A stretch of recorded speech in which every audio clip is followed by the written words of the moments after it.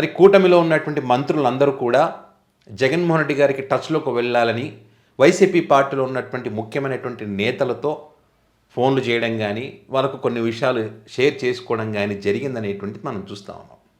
So దీన్ని వాళ్ళ media YCP చేస్తున్నటువంటి తప్పుడు ప్రచారం, ఎవరు కూడా ఆ రకంగా వైసీపీ నేతలతో టచ్లోకి వెళ్ళలేదు అనేటువంటి విషయాన్ని వాళ్ళు ప్రస్తావిస్తున్నారు. సో వాళ్ళు ఏదైతే చెప్తున్నారంటే ఈ ఎల్లో మీడియా ఏదైతే చెప్తుందో అదే నిజమైతే కొన్ని కారణాలు ఇక్కడ కనిపిస్తూ ఉన్నాయి. మరి అవి జరగకూడదు కదా, కొన్ని జరుగుతూ ఉన్నాయి.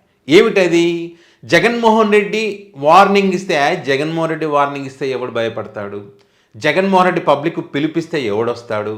జగన్మోహన్ రెడ్డి పిలిపిస్తే తన సొంత క్యాడర్ కూడా ముందుకు రావడం లేదు అని చాలామంది కామెంట్ చేశారు. క్రమక్రమంగా ఏమవుతొస్తుంది? జగన్మోహన్ రెడ్డి పిలుపు పనిచేసింది, జగన్మోహన్ రెడ్డి వార్నింగ్ పనిచేసింది. అది ఎక్కడి దాకా వెళ్ళిందంటే ప్రజలు జగన్ గారికి మద్దతు ఇవ్వడం, జగన్ గారికి గ్రాఫ్ పెరగడం పక్కన పెడితే ఇక్కడ కూటమిలో ఉన్నటువంటి వారికి ఒక క్లారిటీ వచ్చింది. పరిశ్రమలు, పెట్టుబడులు, వ్యాపారవేత్తలు ఎవరైతే ఉంటారో వారికి ఒక క్లారిటీ వచ్చింది.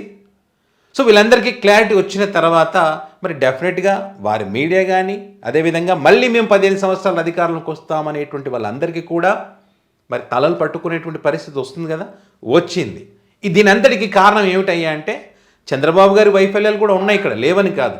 దాంతోపాటు నారా లోకేష్ గారు చేసినటువంటి బ్లండర్ మిస్టేక్స్ కూడా చాలా ఉన్నాయి. సో ఈ క్రమంలో మంత్రులు మాట్లాడండి, విమర్శించండి, జగన్ కౌంటర్ ఏంటంటే ఏం కౌంటర్ ఇస్తారు? జగన్ ఏం తప్పు మాట్లాడని కౌంటర్ ఇస్తారు? ఇవ్వడానికి ఏముంది? ఏమీ లేదు.